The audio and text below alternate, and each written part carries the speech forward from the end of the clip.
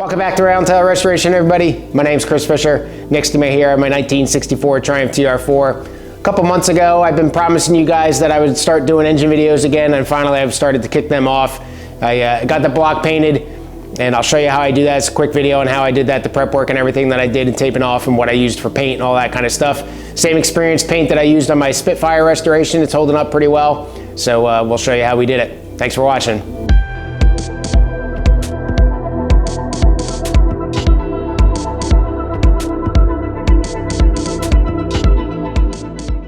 What you see here is a brass, metal, and nylon brush set. You can put them in a drill bit and spin it around. You got a little hand one over here, but that thing, in my experience, is pretty cheap and they'll strip out pretty easily. But I picked this up at Amazon. I don't remember how much it was. I'll put it up in the pop up a message real quick. They're not real cheap, unfortunately, but for thread cleaning out and all that kind of stuff, it works really well.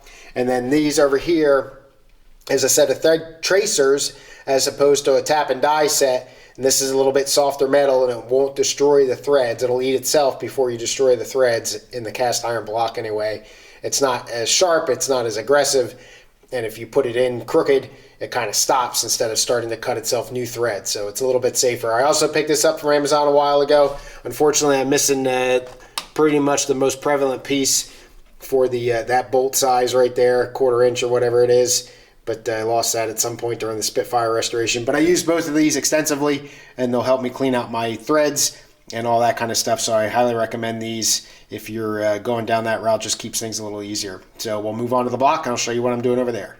So I got the block here, and essentially what I'm going to do, like I just showed you using those tools, chase all the threads in the inside here first. I'll flip it around and do it again. Got to clean up the outside, take a wire wheel and degreaser. I've done it a couple times and pressure washed it. Should be okay by now, but go ahead and get little on the last bits of grease or whatever, all in preparation for painting the thing. But I'll use the same stuff that I showed you in a previous video, and just a Rust-Oleum engine primer, and then like a semi-gloss black. It's held up pretty well on the Spitfire, so I'm going to use the same thing here.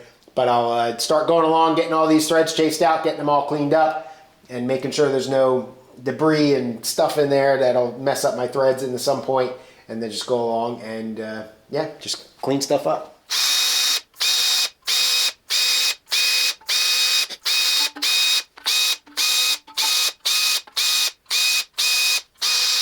Now, I am going to use some degreaser here just to kind of help me out. You could probably see how black that brush came out, just to kind of keep stuff clean.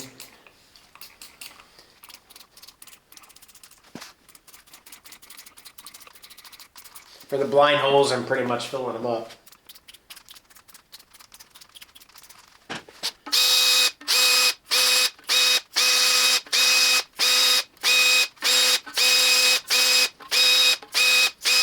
Another added benefit of cleaning all these threads is now you know which threads are through holes and which are not. So when you're worried about stuff that penetrates the block and into the block, like these two bottom bolts over here that went into the block, you're going to have to worry about oil leaks there.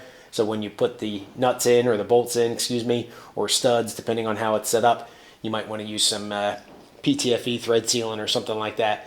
Did that on the Spitfire as well, and it hasn't leaked, so.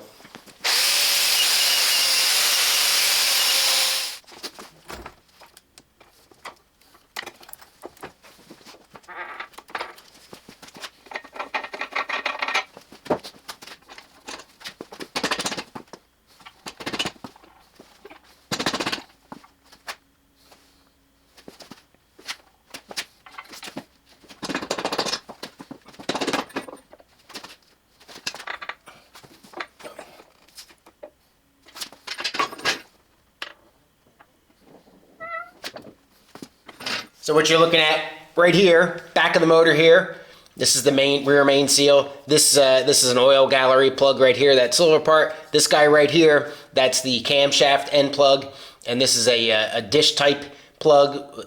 Now it doesn't have like sides like a normal plug does. So what you do when you put this in is you put it in and you can kind of see how it's all beat up in the center, and essentially you flex it and bring it from convex to a little bit concave, and it spreads the edges out, and makes your seal here, you should also use some type of epoxy or adhesive or something. I'm not quite sure what they use. I got to look into that.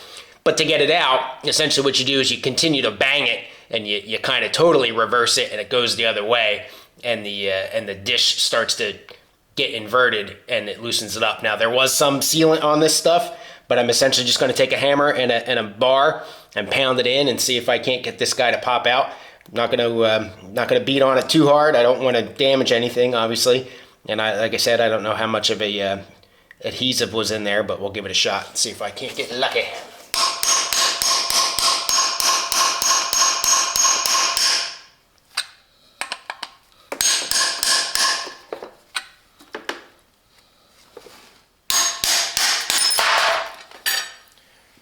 Or you just bang it from the outside. That's easier. Or obviously that original plan didn't work, but I was able to come from the other side and get it. So I'll try to get that the goop that's in there, but that's essentially what it looks like. This is a Dorman plug, 550-TEC028, if you're curious. But I have one of these already that I picked up from the Roadster factory. So, oh, here it goes. Came right out. So you can just see the cam bearing in there, lined up with the oil holes. I'm also going to replace the bearings. So anyway, all in preparation for paint here. We'll go ahead and get this cleaned up a little bit and continue on.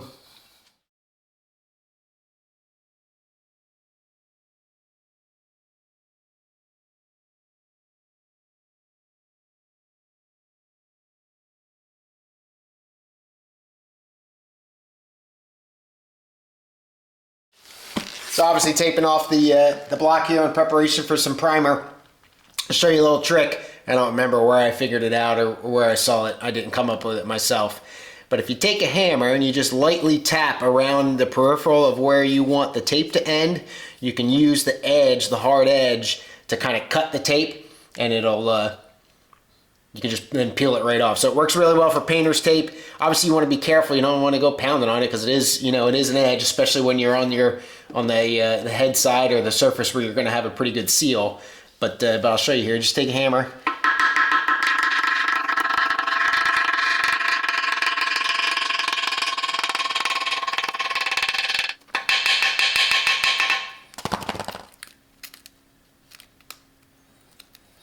And it'll hopefully, if you do it all right, just kind of peels right off. It's a little safer, I think, than using a razor blade and trying to cut around stuff. A little safer on your fingers, but yeah, so it works. All right, so I'll go around and take care of the rest of this stuff. I'll be back. All right, everything's all taped off, degreased, cleaned up, all that good stuff. I've got this Rust-Oleum engine primer here. I'm going to do 2 coats of that. It's only about just a couple minutes in between coats, and then you move on to applying the top coat within an hour or after 24 hours. So we're going to do 2 coats of the primer, 2 coats of a kind of a flat black that I have, and I'll show you that obviously when I get to that point. I put the cap back in just so to provide me a paint shield, but otherwise I'm just concentrating on this area so that I can put the engine stand back in and get this thing back up a little bit more secure.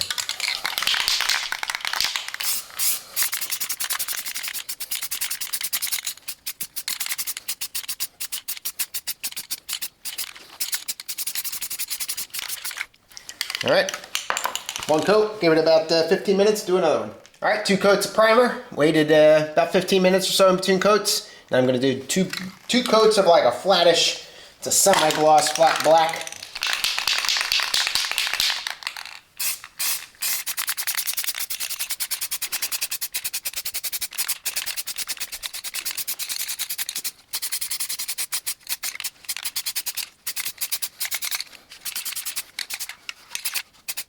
All right, another 15 minutes. Got the block all taped off, painted, or ready for paint.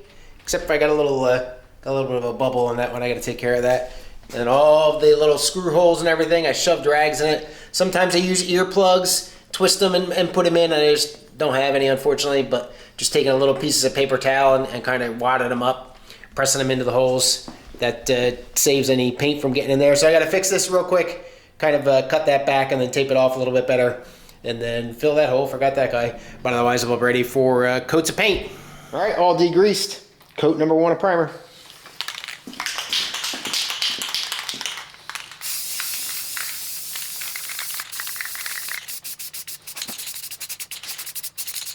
All right, battery died on me there, but that's coat number 1 of primer. So we'll give this about 15 minutes.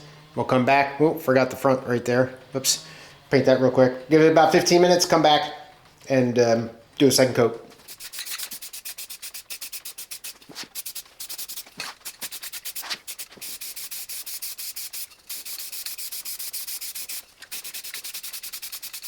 All right, 1 freshly painted block.